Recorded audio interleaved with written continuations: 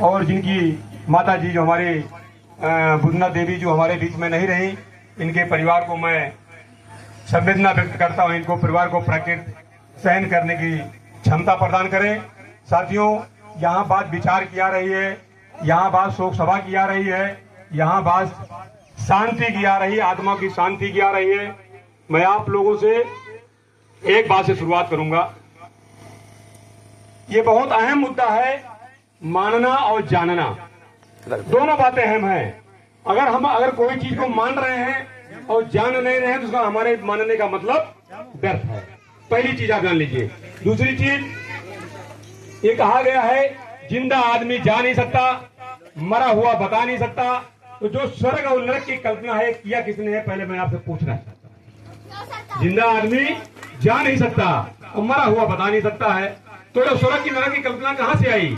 हमारे समाज के लोग यही स्वर्ग और नरक के चक्कर में आज ये 13 संस्कार पिंडदान संस्कार में फंसे हुए हैं। यही क्यों मैं पिंडदान कर दूंगा, मैं 13 कर दूंगा तो मेरे जो पूर्वज हैं इनको अच्छी सी भगवान इनको अच्छी जगह देगा। लेकिन सवाल इस बात का है कि जो भी आप यहाँ पे करेंगे, चाहे आप अपने बेटे के साथ करेंगे, चाहे आप अपनी माँ के साथ करेंगे, चाहे आप अपने पिता के साथ करेंगे, सारा कुछ यही दिखाई देगा। मरने के बाद कोई चीज दिखाई नहीं देता है। ये आप लोगों को जानकारी अब तक हो गई होगी, जो पढ़े लिखे शिक्षित लोग हैं उनको भी और जो नहीं है उनको भी। मेरा खाली कहना है आपसे, जब तक आप किसी चीज को जानो नहीं तब तक आप मानो नहीं। आप देख रहे हैं एक तरफ माता जी की फोटो लगी है जो एक्सपायर हो चुकी हमारे आपके बीच में नहीं है, दूसरी तरफ बाबा साहब अम्बेडकर की फोटो लगी है, तीसरी तरफ तथागत बुद्ध की फोटो लगी है।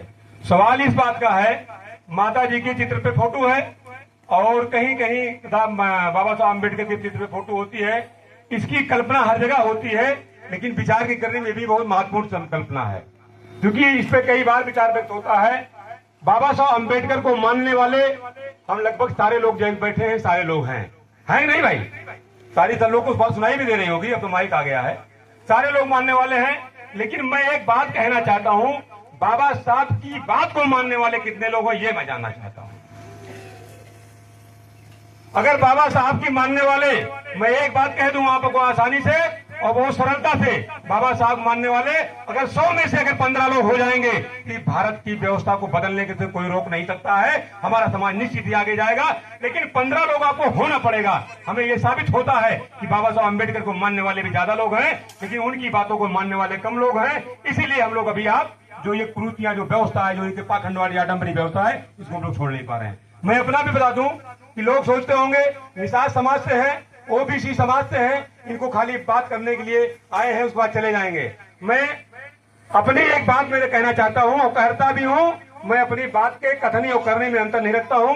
जो साथी मुझे जानते होंगे वो कायदे मेरे बारे में जानते भी होंगे और देखा भी होगा। हमारी पहली बार हमारे पिताजी एक्सपायर हुए, की बार ये 5 मई को हुए थे और तमाम लोगों को चर्चा का विषय बना कि देखिए नेताजी गुरु प्रसाद भाई कैसे करेंगे, पिता का संस्कार कैसे करेंगे। हमारे पिताजी का जब वहां 13वां संस्कार हुआ और हम लोग कोई लोग नहाने नहीं गए। हम 6 भाई हैं, 6 भाई में कोई नहाने नहीं गया। हमारा एक खेत है आपके, उसको हम लोग पूरा पश्चिम बोलते हैं, पूरब साइड में भी है, हमारा पश्चिम साइड पे है, रोड से मात्र 200 मीटर दूरी पे है। हम लोग ले जाकर के खेत में मिट्टी देने का काम करने का काम किया। जेसीबी बुलाई गई, लोग गड्ढा, हमारे जो चराग लोग थे जो हमारी बात को तोड़ना चाहते थे ताकि गुरु प्रसाद कभी मंच पे न बोल सके, उन्होंने जब जेसीबी आई तो पहले पहुंच करके उत्तर दक्षिण में गड्ढा खुदवाना शुरू कर दिया। जब हमें जानकारी मिली हमने कहा भाई पीड़ा तो है, लेकिन सामाजिक रुचियों को तोड़ना, अभी हमारे ओहतागढ़ कह चुके हैं साहब जो कराए ये क्रूतियां चल रही है, हमारी सामाजिक क्रूतियों को तोड़ना फांसी के फंदे पे चढ़ना और जेल काटने के बराबर है, सरदार भगत सिंह ने कहा था। तो हमने कहा ये अगर हो गया तो कल मैं कहीं अगर समाज में बोलने लायक नहीं होऊंगा। मैं वहां से उठ करके हमारे साथी लगवाए, मैं जेसीबी का मुंह घुमाया, हमने कहा भाई ये गड्ढा आप पूरब और पश्चिम में खोदेंगे। क्या कहा? पूरब और पश्चिम में गड्ढा खोदेंगे।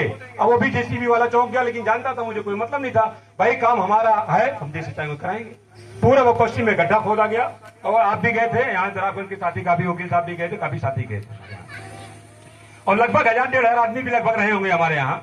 तो वहां पे ये बात हुई, जब मिट्टी हुई उनकी, कोई नहाने नहीं गया, वो जैसे जो कपड़ा पहने था वैसे उनको मिट्टी दी गई, ना कोई मुहकारी की गई, ना कोई अतिरिक्त जो व्यवस्था परंपरा है वो व्यवस्था की गई। क्यों नहीं की गई, यही सवाल है। सवाल इस बात का, चर्चा वहां पे इतने लोग थे, तमाम सारे लोग थे, वहां पे माहौल बनता चला गया। भाई ये गुरु प्रसाद निषाद ये उल्टा काम कैसे कर रहे हैं भाई, समाज के विपरीत काम कैसे कर रहे हैं। लोग उत्तर दक्षिण में रखते हैं, ये पूरे पश्चिम में क्यों रख रहे हैं। मैं वहां पे हमारे कुछ बुद्धिजीवी साथी अध्यक्ष संघ के थे और कुछ साथी और वेदों ज्ञानवान साथी थे, उन्होंने तर्क किया कि साथियों मैं आप लोगों से पूछना चाहता हूं कि जो अब तक मिट्टी गाड़ी गई उत्तर दक्षिण का, इसका मतलब क्या होता है, ये जवाब मैं आपसे जानना चाहता हूँ। अब सबसे जब निरंतर कोई उत्तर देना नहीं है, कहीं नहीं तो परंपरा है, चली आ रही है, परंपरा है। हमने कहा परंपरा चलती चली आ रही है। मैं एक बात आपसे कहना चाहता हूं, मैंने नहीं कहा, जो साथी लोग थे, कि जो परंपरा की व्यवस्था हमारी थी, हमारे बाप दादा दूसरे के यहाँ हरवाही और चरवाही करने का काम करते थे, गुलामी करने का काम करते थे, सूट बूट पहनने का काम नहीं था। आप पुरानी परंपरा में चले जाओ, क्या जाओगे, क्या नहीं जाएंगे ना। तो सवाल इस बात का है कि पुरानी परंपरा हमारे समाज को तोड़ने के लिए बनी थी, जोड़ने के लिए नहीं बनी थी। इसीलिए मैं उदाहरण के तौर पे कहना चाहता हूं, आप लोगों के बीच जो हमारे साथी यहाँ माताओं बहनें बैठी हैं और हमारे जो नौजवान साथी बैठे हैं, ये आपने सुना होगा कि पहले हमारे यहाँ पाव पूजने का काम होता था। जो हमारे यहाँ लड़कियां होती थी, ये बारात लेकर के लड़के के घर जाती थी और 3 साल 5 साल और 8 साल 9 साल के अंदर में शादी कर दी जाती थी। याद होगा ना आप लोगों को। और ये समाज में चर्चा थी, ये भैया बारात सजती नहीं है, इसमें शूद्रों में ये कहार को हाल लोहार बढ़े तेली तुम्हारी अहिर गडरिया तो रसिया जितने भी हैं, कहते भैया हमें बारात ना साजत, कहा साजत है बापू जी, कहते नहीं है, चर्चा ना। और हमारे बच्चों को बताते हैं लोग, कुछ लोग बताते हैं उनको गोद में लेकर के उनकी शादी करा दी कि उनको कुछ मालूम नहीं कौन लड़की है कौन लड़का है, होती नहीं होती पकड़ जाता। तो कुछ व्यवस्था थी और 9 साल के और 10 साल में 12 साल में बच्चे की गौना भिला देते थे। अब ये बताइए जरा हमारे समाज में कुरीति पैदा क्यों हुई, इसको अब बहुत महत्वपूर्ण विषय है। और अगर इसको नहीं समझ पाएंगे चलिए कुछ नहीं समझ पाएंगे। ये समाज जो मनवादी व्यवस्था जिनकी मैं यहाँ चर्चा करने के लिए बैठा हूँ, ये हमारे समाज को पीछे करने का काम करता है। जैसे ये तेरोही करती है, ऐसे वो व्यवस्था शादी की व्यवस्था करती थी। अच्छा तो है, शादी करना अच्छा है, कोई गलत नहीं है, लेकिन समय अनुसार करना अच्छा है। इसीलिए सरकार ने, बाबा साहब अम्बेडकर ने संविधान में व्यवस्था दिया था 18 साल का, लेकिन जो मनवादी लोग हैं आज भी मनुस्मृति की बात करके हमारे समाज में जो कुरीतियां फैलाने का काम करते हैं। आज भी संवैधानिक व्यवस्था अगर आप उठा देख लीजिए, संविधान की बात मानते हैं तो आपको बहुत आगे चला जाना चाहिए था, लेकिन वो आज मनुस्मृति की बात आज भी करते हैं, पाखंडवादी की बात आज भी करते हैं। क्यों? मैं भाषण दे के चला जाऊंगा या बोल के चला जाऊंगा, जैसे अभी हमारे समाज के लोग बाहर जा खड़े होंगे, भैया जयराम, ये पुरानी आदत है, इसको भी बदलना पड़ेगा साथी। हमारे जो साथी मुझे जानते होंगे, कभी हमारे मुंह से नहीं सुने होंगे, रिकॉर्ड है हमारे मुंह से नहीं सुना होगा। क्यों? क्योंकि मैं इसी का विरोध की बात कर रहा हूँ, इसी का समझाने की बात कर रहा हूँ। मैं इसको जाकर के आके फिर बढ़ाने का बात करूँ क्या? आज हमारे समाज के लोग यहाँ बैठे हैं, मैं इसीलिए कह रहा हूँ, राम कहना कोई गलत नहीं है। मैं ये कहना चाहता हूँ जिनकी आप पहलगी करके पूजना चाहते हो, पूछते हो, वो कितनी बार जयराम करते हैं ये बता दीजिए मुझे। आप है कोई बताने वाला? मर्डर तक किया है, मर्डर किया है जयराम कहने पर। सुनिए, और दूसरी चीज, अभी सियाराम निषाद हमारे जो नेता हैं हमारे पातू विधानसभा के, वो जो है उनका लड़का खत्म हो गया था, वो भी तेरोही का काम किए। हम पहुंचे थे, टाइम पहुंच गए, 7 बजे पहुंच गए थे, भीड़ जो आ रहे थे, लोग खा के जा रहे थे, खा जा रहे थे। तो वहां के तेरोही करने के लिए उन्हीं लोगों ने उकसाया था, मैं चूंकि उस कार्यक्रम में भी था। और उसके बाद मैंने उनसे पूछा, दिनेश थे और सियाराम जी थे, हमने कहा नेताजी आप जो हमारी बात हमें खाने के लिए कहा, तो मैंने उनको जवाब दिया।